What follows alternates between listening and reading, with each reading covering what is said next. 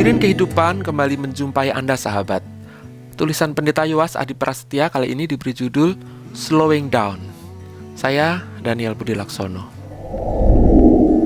Beberapa bulan lalu, Pendeta Yowas diundang untuk menjadi satu dari cukup banyak fasilitator sebuah seminar mengenai pertumbuhan eksponensial atau exponential growth yang harus dijalani oleh gereja.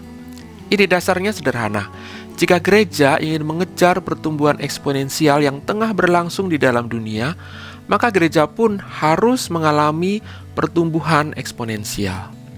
Pertumbuhan eksponensial terjadi dengan pengukuran pangkat atau eksponen yang berbeda secara signifikan dari pertumbuhan kubik atau linear.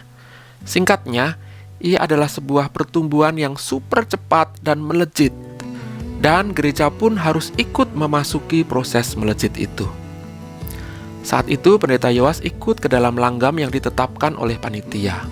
Gereja, menurutnya, memang harus bertumbuh secara eksponensial. Akan tetapi, setelah beberapa bulan berlalu sejak seminar itu berlangsung, ia mengevaluasi secara spiritual. Apakah memang pertumbuhan eksponensial yang berlangsung di dunia ini membuat sebuah gereja harus juga bertumbuh secara eksponensial? Lebih dari itu, apakah memang kita memerlukan sebuah spiritualitas yang juga melejit cepat, apapun artinya itu? Jangan-jangan yang kita butuhkan tak lain adalah sebuah antitesis dari kecanduan dunia pada semua yang serba melesat cepat. Jangan-jangan yang gereja perlu hayati justru adalah sebuah spiritualitas yang melambat, a spirituality of slowing down.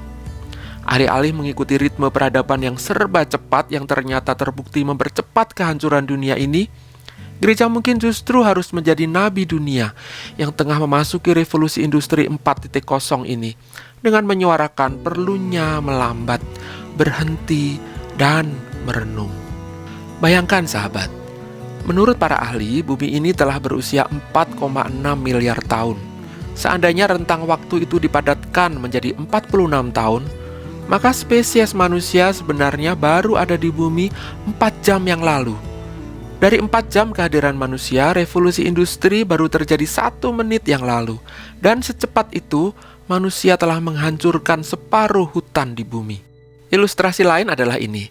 Jika usia bumi yang adalah 4,6 miliar tahun dipadatkan menjadi sehari atau 24 jam saja, maka kehadiran manusia di bumi ini barulah 77 detik yang lalu. Maka Anda bisa bayangkan berapa detik lalu separuh hutan di seluruh muka bumi dihancurkan. Slowing down dengan demikian merupakan sebuah cara hidup mengikuti gerakan alam dan bukan terbirit-birit mengikuti gerak peradaban yang tengah berlari sprint ini. Ia adalah sebuah pengakuan dosa pada alam, sang ibu yang telah digerus oleh ketamakan manusia. Gerakan alam memang terkadang mempertontonkan sebuah gerak kilat yang eksponensial, seperti ledakan gunung berapi atau hantaman tornado. Namun yang hampir selalu terjadi justru adalah gerak-gerak ritmik yang lambat dan perlahan. Lihatlah bagaimana stalaktit dan stalagmit terbentuk. Dibutuhkan waktu setahun untuk bertambah hanya sekitar 3 mm. Lihatlah sebuah pohon rindang yang bermula dari tunas hingga bertumbuh menjadi begitu besar. Kita tidak perlu mengamatinya terus-menerus hingga ia membesar. Kita membiarkannya bertumbuh sesuai dengan kecepatannya sendiri. Begitu alamiah. Spiritualitas slowing down, lebih dari mengikuti ritme alam, merupakan sebuah spiritual hari ini yang rela merengkuh kematian yang akan terjadi kelak. Slowing down adalah salah satu ciri orang yang menua dan mendekati ajal. Metabolisme melambat, gerak fisik melambat, daya pikir melambat, semuanya melambat.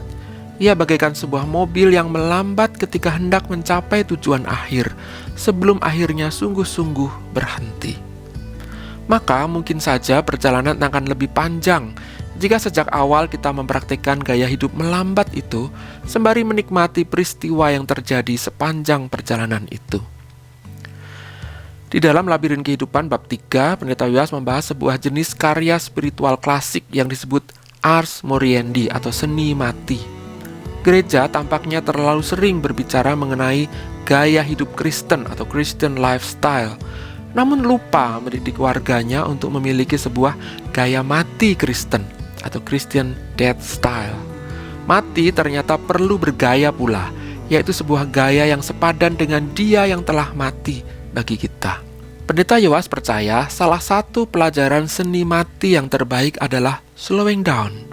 Sebab melaluinya kita menerima kematian sebagai bagian dari paket utuh menjadi manusia. Dan sekali lagi kita perlu belajar dari Kristus.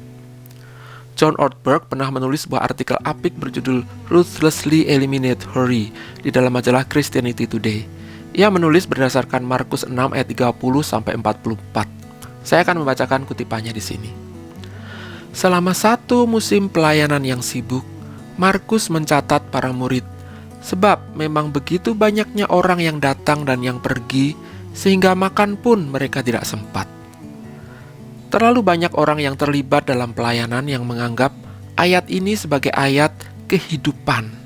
Seolah-olah Allah akan menghadiahi kita di satu hari yang sibuk dengan sapaan, "Wah, hidupmu luar biasa.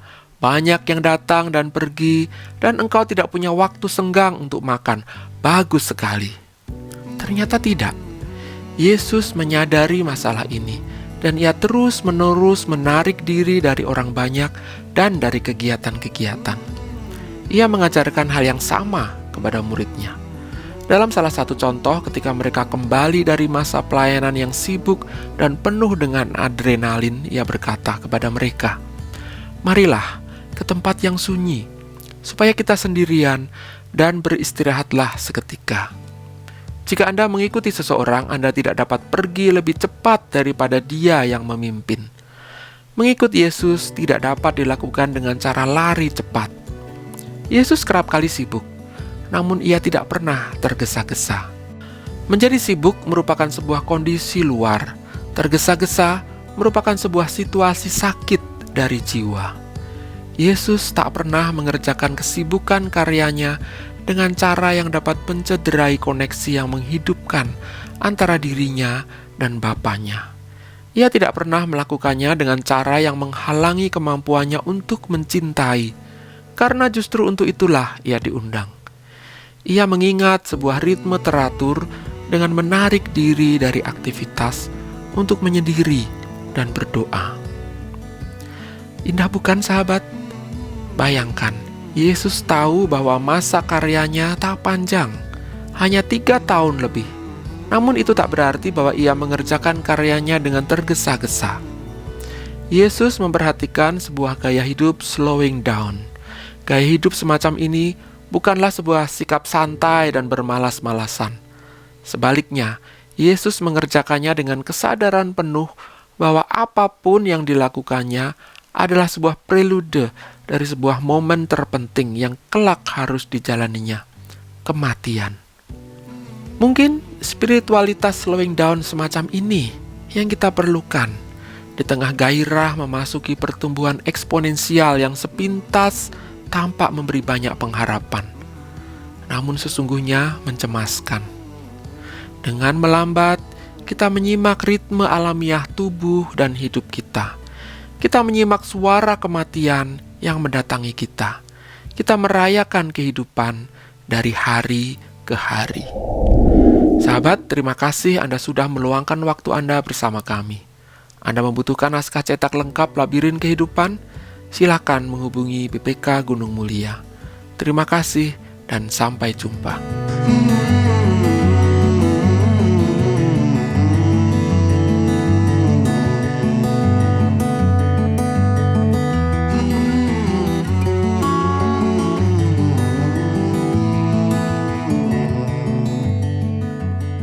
Sahabat, mari dukung pelayanan dan pekabaran Injil melalui YKB dengan membagikan link acara ini kepada sebanyak mungkin orang.